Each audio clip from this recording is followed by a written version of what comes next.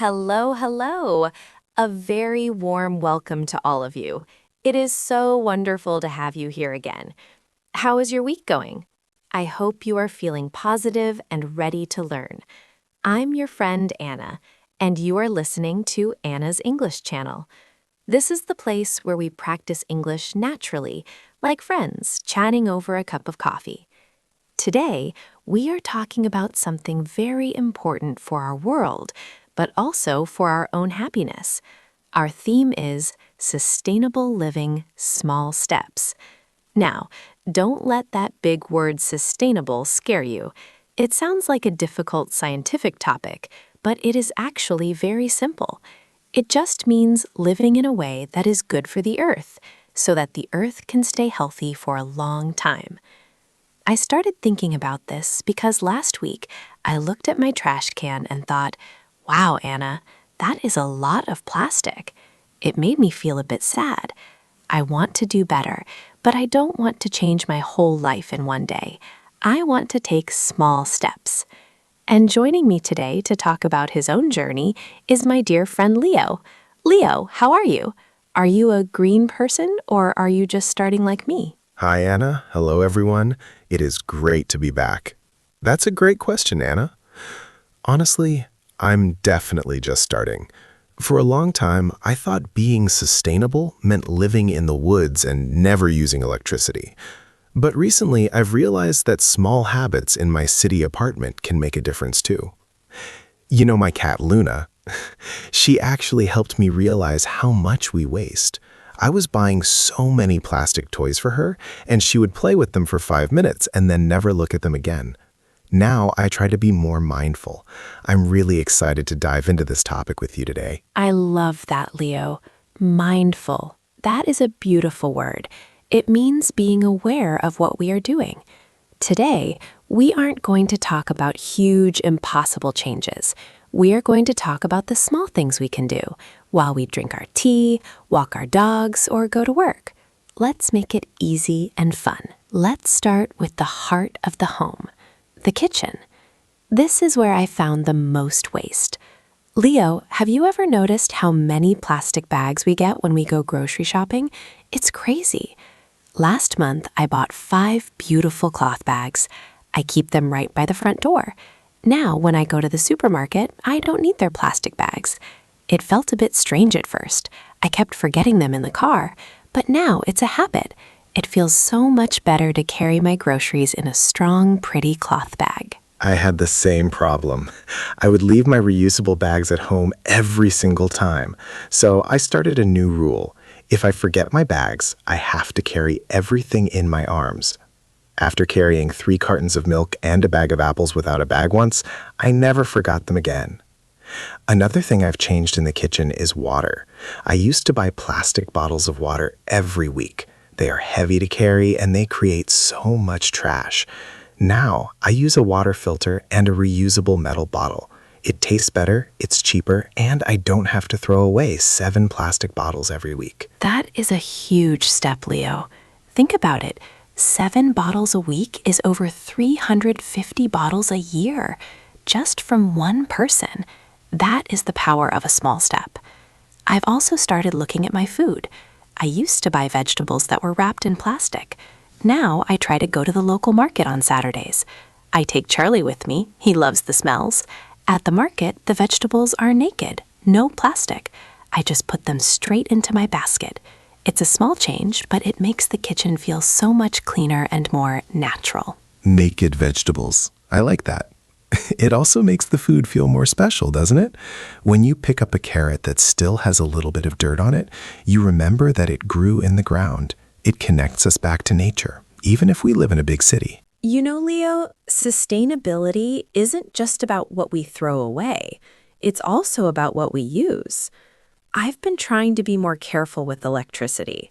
My mother always used to tell me, Anna, turn off the light when you leave the room. When I was a teenager, I thought she was just being annoying. But now I understand. I've started a sunset routine. When the sun goes down, I don't turn on every light in the house. I just turn on one small lamp in the corner where I'm reading. It makes the house feel so cozy and peaceful. It's better for my eyes, better for my electricity bill, and better for the planet. I love that idea, Anna. A sunset routine. That sounds very relaxing. I've been doing something similar with my heater. It's still a bit chilly here in the mornings. Instead of turning the heater up to the maximum, I put on my favorite thick wool sweater and some warm socks. Luna usually comes and sits on my lap too. She's like a little living heater. It's interesting. When we use less energy, we often find more comfort. A warm sweater and a cat on your lap feels much better than a loud, dry heater blowing air in your face. Exactly. It's about quality of life. We think we need all these machines to be comfortable, but often the old-fashioned ways are just as good. Another small thing is the unplug habit. Did you know that electronics use a little bit of power even when they are turned off if they are still plugged into the wall? Things like the toaster, the coffee machine, or the phone charger. Now, before I go to bed, I take a walk around the kitchen and unplug the things I'm not using. It takes 30 seconds, but it saves energy every single night. I didn't know that. I'm going to start doing that tonight. It's like giving the house a rest. I also think about water a lot. When I'm brushing my teeth, I used to let the water run the whole time. Now I turn it off until I need to rinse. It's a tiny action. It doesn't change my morning at all, but it saves gallons of water over time. It makes me feel like I'm being a good neighbor to the rest of the world. Let's talk about something I know many people love: clothes. For a long time, I loved fast fashion. You know, buying a cheap t-shirt because it's on sale, wearing it twice, and then forgetting about it. But recently, I realized that those cheap clothes don't last. They get holes or they lose their shape. So now I have a new rule: quality over quantity. I try to buy fewer things, but I buy things that are made well. I want my clothes to be my friends for many years. That is so important, Anna. I have a sweater that I've had for 7 years. It has a tiny hole in the sleeve, but I love it. Instead of throwing it away, I learned how to sew a little bit. I fixed the hole. It's not perfect, but it gives the sweater character. I think we've forgotten how to fix things. We live in a world where it's so easy to just buy something new. But fixing something, a shirt, a chair, a toy, is very satisfying. It makes you value your belongings more. I agree completely. I call it slow fashion. It's about slowing down and thinking, do I really need this? Will I love this in 2 years? And if I do need something new, I often look at secondhand stores first. Have you ever been to a vintage shop, Leo? It's like a treasure hunt. You can find amazing, unique pieces that nobody else has. And because they are secondhand, you are giving them a second life instead of letting them go to a landfill. I love treasure hunts. I actually found a really cool wooden coffee table at a thrift store last year. It was a bit scratched, but I cleaned it and polished it, and now it looks beautiful. It makes my home feel more personal. When every piece of furniture has a story, the house feels like a home, not a showroom. Plus, it's much cheaper. Sustainability can actually save us a lot of money. It really can. So for our friends listening, next time you want to go shopping, maybe try a one-in, one-out rule. If you buy one new thing, you have to donate or give away one old thing.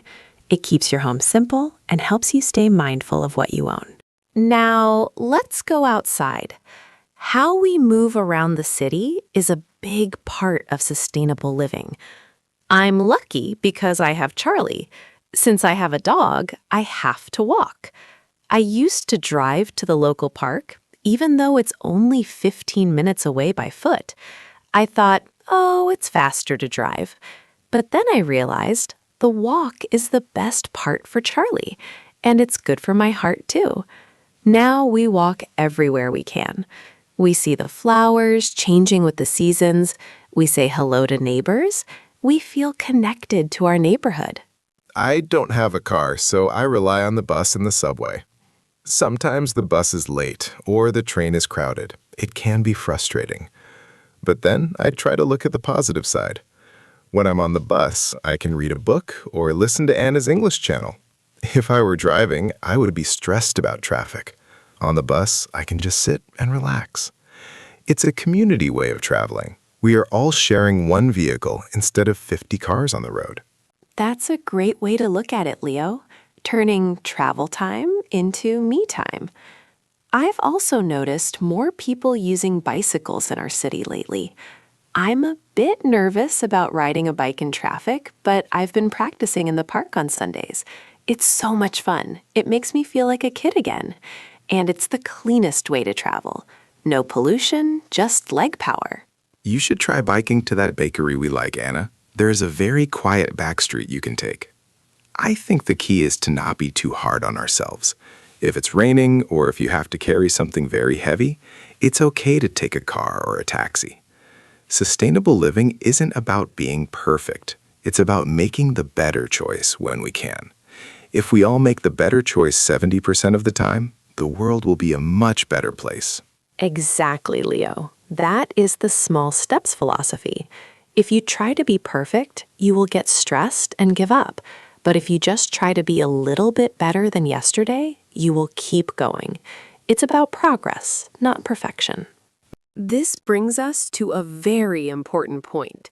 Sometimes when we talk about the environment, it can feel very heavy. We hear bad news on the TV, and we feel like our small steps don't matter. But I want to tell you, they do matter. When you use a reusable cup for your coffee, you are telling the world that you care. When you choose to walk instead of drive, you are showing others that it's possible. We are like a big team. If millions of people take small steps, it creates a giant leap for our planet. I agree, Anna. I used to feel guilty if I forgot my reusable straw or if I used a plastic bag. But guilt doesn't help the earth. Action does. Now, if I make a mistake, I just say, okay, I'll do better next time. I've also found that talking to friends about it helps. Not in a preachy way. We don't want to tell people what to do, but just by sharing our experiences. Like today, we are just sharing what works for us. Preachy is a good word. It means trying to act like you are better than others. We definitely don't want that. Instead, let's be encouraging. Let's celebrate the small wins. For example, today, I'm proud of myself because I made my lunch at home instead of buying a prepackaged salad in a plastic bowl. It's a win. It's healthy, it's delicious, and there's no plastic waste. And I'm proud of myself because I remembered to turn off my power strips before I left the house this morning. For our listeners, I want you to know that wherever you are in the world, whether you are in a big city in Asia, a small town in Europe, or a sunny village in South America, your small steps are part of a beautiful global movement. We are all in this together. We really are. And you know, Leo, I've noticed that since I started being more sustainable, I actually feel happier. My life feels simpler. I have less stuff, so I have more space. I spend more time walking in nature, so I feel more calm. It's not just about saving the planet, it's about saving ourselves from a life that is too busy and too disposable. Anna. Now, as we do in every episode, let's take a moment to look at some of the special words we use today. These are great words to add to your English vocabulary. I will say them slowly, and we will give you some examples. Word number 1, sustainable. Sustain-a-ble. This means something that can continue for a long time without causing damage. When we talk about sustainable living, we mean living in a way that protects the environment. Example, using a reusable water bottle is a more sustainable choice than buying plastic ones. Word number 2, mindful. Mindful. Being mindful means being aware of what you are doing and thinking in the present moment. Example, I am trying to be more mindful of how much electricity I use at home. Word number 3, reusable. Re-use-a-ble. This is easy to remember. Re means again, and use means, well, use. So it's something you can use many times. Example, I always carry a reusable cloth bag when I go to the grocery store. Word number 4, impact.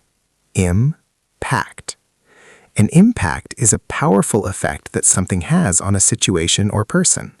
Example, small daily habits can have a big positive impact on the environment. Those are fantastic words, Anna. I especially love mindful. It's a word that helps us in language learning too, being mindful of the words we use and how we say them. So true, Leo. Everything is connected. We are coming to the end of today's episode of Anna's English Channel. I really hope you enjoyed our conversation about sustainable living. Remember, you don't have to change everything today. Just pick one small thing, maybe a reusable bag, or turning off the tap while you brush your teeth. These small steps truly add up. Before we go, I want to hear from you. What is one small step you take or want to take to live more sustainably? Do you have a favorite green habit? Please leave a comment and share your answer with our community. I love reading about your lives and your ideas. It makes me feel so proud of all of you. Not only are you improving your English, but you are also thinking about how to make the world a better place. That is amazing. I can't wait to read the comments. I'm always looking for new tips. Maybe someone has a great idea for Luna's cat toys. Thank you so much for joining us today, everyone. You are doing a wonderful job. Keep practicing and don't be afraid to make mistakes, in English or in sustainable living. Well said, Leo. My dear friends, thank you for your time. If you enjoyed this episode, please subscribe to Anna's English channel and tell a friend about us. Your support means everything to me and helps us keep creating these lessons for you. Take care of yourselves, take care of our beautiful Earth, and I will see you in the next episode. I'm your friend, Anna. Goodbye for now. Goodbye. See you soon. Bye-bye.